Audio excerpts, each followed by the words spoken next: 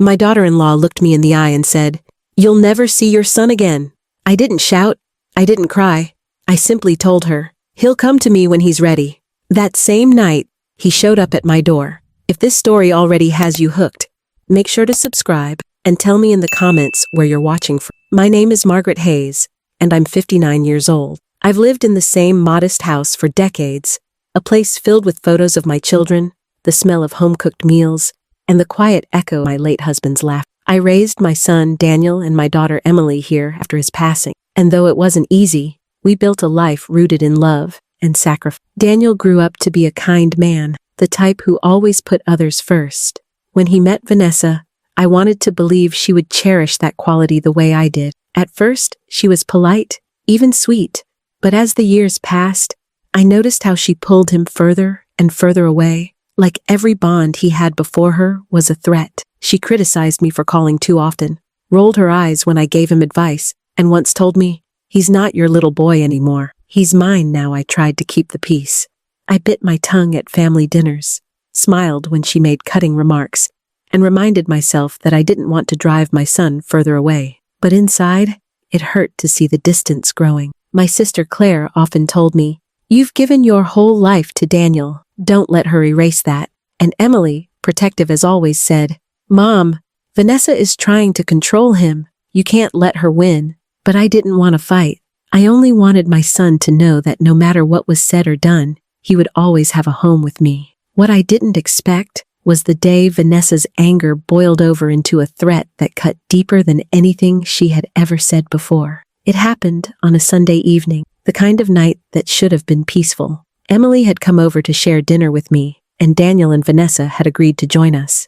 I cooked Daniel's favorite roast chicken with garlic potatoes, hoping that maybe a warm meal in the house he grew up in would remind him of simpler times. I set the table carefully, polishing the old silverware that had belonged to my mother. I wanted the night to feel like family. When they arrived, I noticed the tension almost immediately. Daniel kissed my cheek softly, his smile tight, his eyes tired. Vanessa walked in behind him, her heels clicking on the floor, her gaze darting around as if she was inspecting the place for flaws. Emily greeted her politely, but the air between the two of them was already heavy. I tried to smooth it over, guiding everyone to the table, urging them to sit down. For the first half hour, things went smoothly enough. We talked about the weather, about Daniel's work, about Emily's new project. I caught myself studying my son, how he shifted in his seat whenever Vanessa spoke sharply, how his hand twitched slightly on his fork, as though he was holding back words he dared not say. I felt that old ache in my chest, the one that told me he was caught in the middle. The peace didn't last long. Emily asked Daniel if he would help me fix the back fence next weekend. It was a simple question, nothing out of the ordinary, but Vanessa's head snapped toward her, eyes narrowing like a blade. "He doesn't have time for that," she said sharply. "He has responsibilities at home." I tried to ease the tension. "It's not urgent," I said gently. "Whenever he has time, I'd be grateful."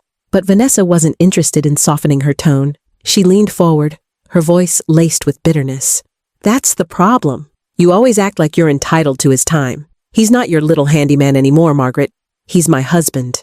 The words stung, but I stayed calm. Emily, however, couldn't hold back. "He's her son," she shot back. "Why do you act like helping his mother for one afternoon is some kind of crime?" Vanessa laughed, a cold, dismissive sound. "Because I'm the one he should be loyal to now. Marriage comes first. Not his mother, not his sister. Me." The room went quiet except for the ticking of the old wall clock. I looked at Daniel, hoping, praying, that he would speak up, that he would remind her that love for a wife doesn't erase love for a mother. But he stared down at his plate, his fork pushing a potato back and forth. His silence was louder than her words. Something inside me broke then, not into anger, but into sorrow. I spoke carefully, trying to keep my voice steady. "Vanessa, I've never wanted to come between you two, but Daniel will always be my son, and nothing can change that." That was when she delivered the words that still echo in my mind. She leaned back, folded her arms, and said, "Then hear this clearly. You'll never see your son again." Emily gasped, her face flushing with rage. "How dare you?" she shouted. "You don't get to decide that." But Vanessa's eyes were locked on me, her tone final, confident. "He's mine now, and if you don't stay out of our lives, You'll lose him completely." I stared at her, my heart pounding. For a moment, I thought of all the nights I had stayed awake with Daniel when he was sick, all the sacrifices I had made to send him to school, all the years of love and care that had shaped him into the man he was. And here she was, dismissing all of it in one cruel sentence. What hurt the most wasn't her words. It was Daniel's silence. He didn't protest, didn't defend me, didn't even look up. He sat there, trapped in his own shame, letting her voice speak for them both. That silence felt like a knife, deeper than any insult. I swallowed the pain, forcing my expression to stay calm. Emily was trembling with fury beside me, ready to explode, but I touched her hand under the table to hold her back. I looked Vanessa in the eye and said, "If that's how you feel, then so be it. But I know my son. He'll come to me when he's ready." Her smirk widened, as though she believed she had won. Daniel finally glanced at me then, his eyes full of something I couldn't name. Guilt, sorrow, maybe even longing, but he still said nothing. The rest of the evening was a blur. Vanessa insisted they leave early, pulling Daniel toward the door. Emily hugged me tightly, whispering, "She can't keep him away forever." I smiled faintly, but inside I felt hollow. That night, as I washed the dishes alone, I replayed it all in my head. Her threat, his silence, my own steady voice saying the words I prayed were true. I didn't know what the next day would bring, but deep down, I clung to one unshakable belief: the bond between a mother and her child cannot be erased by manipulation. After the dinner ended and the door closed behind Daniel and Vanessa, the house felt emptier than it ever had before. Emily sat at the kitchen table, still fuming, her hands clenched into fists. "Mom, you can't just let her say that to you," she snapped. "She has no right to threaten you like that. Daniel should have defended you." Her words carried truth, but I didn't answer right away. I stood at the sink, slowly rinsing the plates, watching the soap bubbles gather in the water. The silence between us was heavy. Finally, I said softly, "Emily, sometimes silence speaks louder than words." Daniel's silence tonight told me everything. He's not lost to me. He's trapped, and he doesn't know how to fight back yet. Emily shook her head. "But you can't just wait around, Mom. She'll keep pushing him further away until there's nothing left." I dried my hands, turned to her, and placed a hand on her shoulder. "If I fight Vanessa, I lose.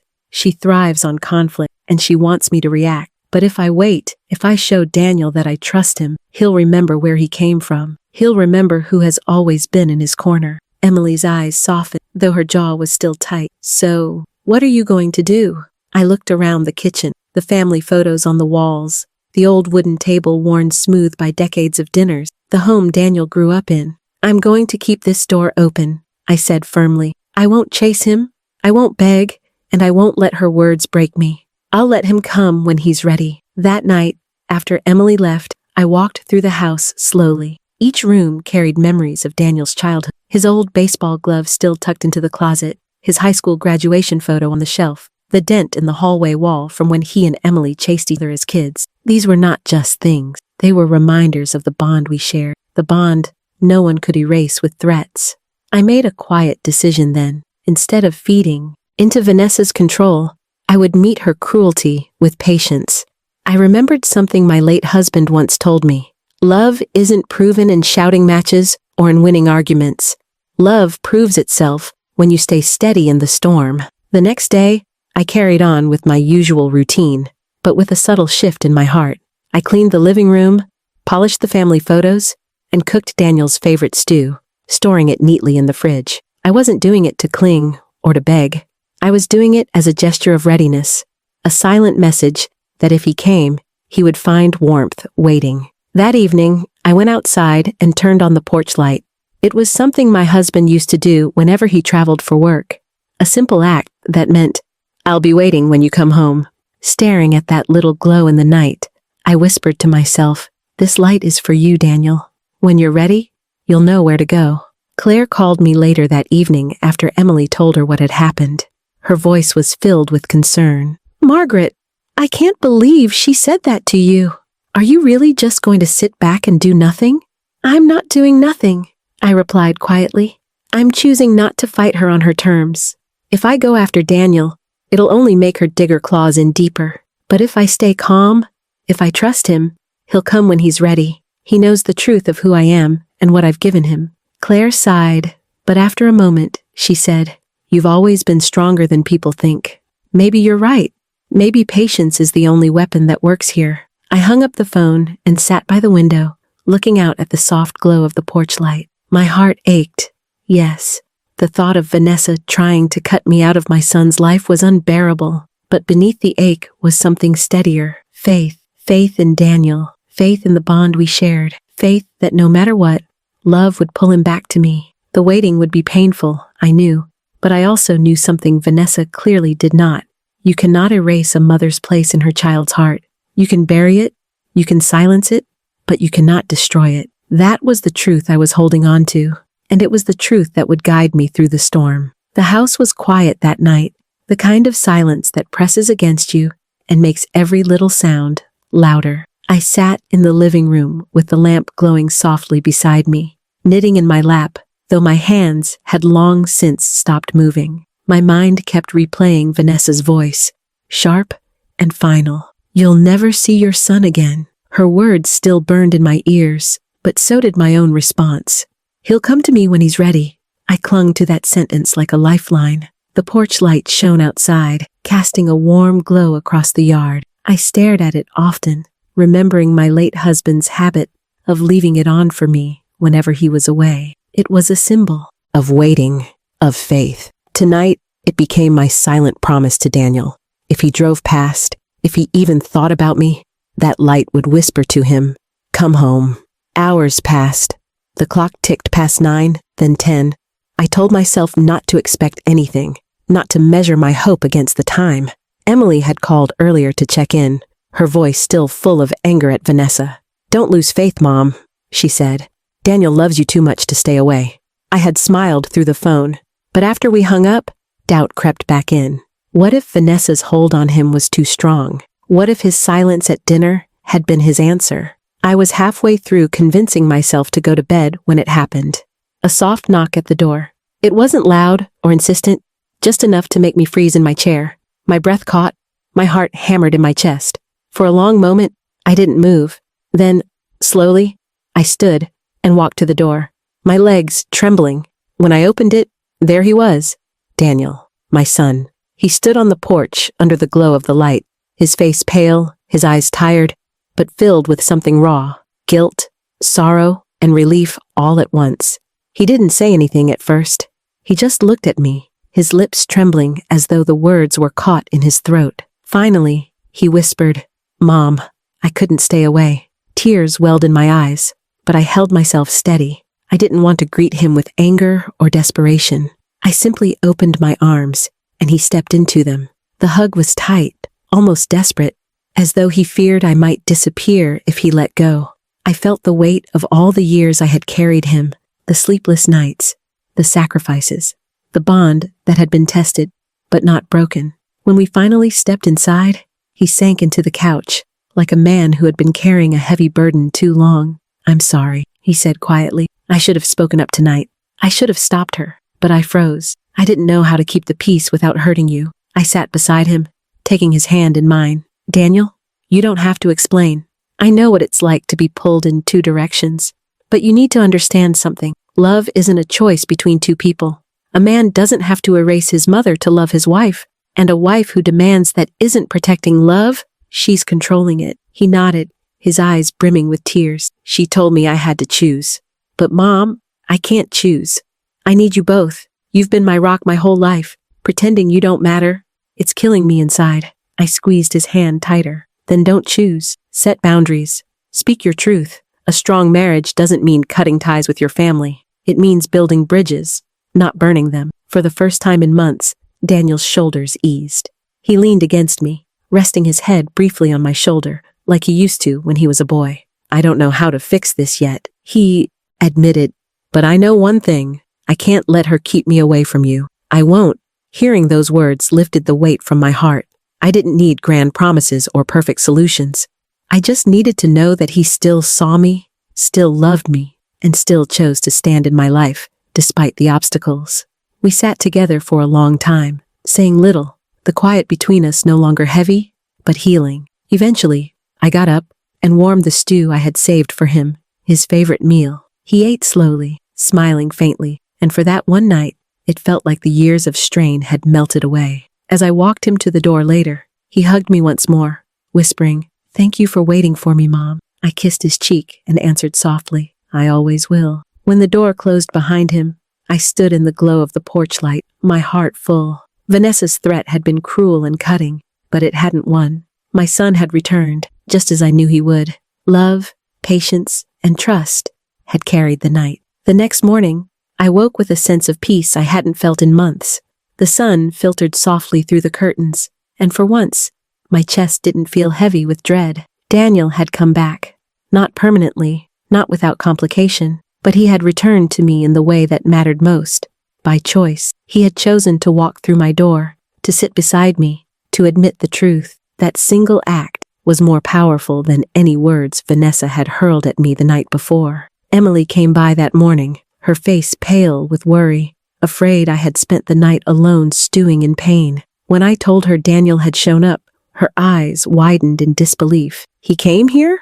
After what she said, I smiled gently. "Yes, sweetheart, he couldn't stay away." Her anger softened into relief, and she hugged me tightly. "I knew she couldn't win, Mom. She can push and threaten, but she can't erase what's in his heart." Later that week, Daniel came again, this time in the daylight. He looked tired, his face worn from sleepless nights, but his eyes were clearer. He told me that things at home were tense, that Vanessa had been furious when he left that night. "She said I betrayed her," he admitted, his voice heavy. "But Mom, I couldn't live with myself if I let her words become the truth. You're my mother. No one can take that from me." We sat at the kitchen table, the same spot where Vanessa had once delivered her cruel threat. But now the energy felt different. Instead of silence, there was honesty. Instead of distance, there was closeness. Daniel spoke of his struggles, how he often felt like he was walking on eggshells, how he wanted peace but didn't know how to create it. I listened quietly, resisting the urge to tell him what to do. Sometimes, a mother's strength is not in fixing, but in hearing. When he finally paused, I placed my hand over his and said, "Daniel, you don't have to choose between us. A strong marriage doesn't mean cutting ties with family. If Vanessa can't accept that, then the problem isn't with you loving me, it's with her idea of control." He nodded slowly. "I know, and I'm ready to start standing up for that. I can't let her threats decide my life anymore." It wasn't a full resolution, but it was a beginning. I didn't need him to have all the answers yet. What mattered was that he saw the truth clearly and was ready to act on it. In the days that followed, I reflected often on what had happened. Vanessa had tried to use fear as a weapon, to drive a wedge so deep it would sever the bond between a mother and her son. But what she failed to understand is that love built on sacrifice and trust cannot be destroyed by threats. It can be tested, strained, and hidden under guilt, but it cannot be erased. I thought about my decision that night, the choice to respond not with anger, not with desperation, but with faith. It would have been easy to shout, to beg Daniel not to abandon me, to curse Vanessa for her cruelty, but deep down, I knew that would only feed her control. The only power I had was patience, the steady belief that my son would remember who he was and where he came from. And he did. The lesson was clear. Sometimes the hardest thing to do is nothing, to wait, to keep the light on and the door open, even when fear tells you it's hopeless. But patience is not weakness. It is strength. It says, "I trust the bond we share. I trust that love is stronger than manipulation." Vanessa may not have been silenced forever, and I knew there would be battles ahead. But she had already lost the war she thought she could win. Daniel had proven that no matter how loud her voice was, the quiet pull of love between a mother and her child would always speak louder. That night, when he knocked on my door, he reminded me of something I had nearly forgotten. Love doesn't vanish when threatened. Real love finds its way home, even through fear, even through silence, even through someone else's control. As I sit here now, telling this story, I look at the porch light glowing outside my window. I realize it isn't just for Daniel anymore. It's for me too. A reminder that in the darkest moments, faith has a light of its own. If this story touched your heart, don't forget to subscribe and share in the comments where you're watching from. I'd love to hear your thoughts.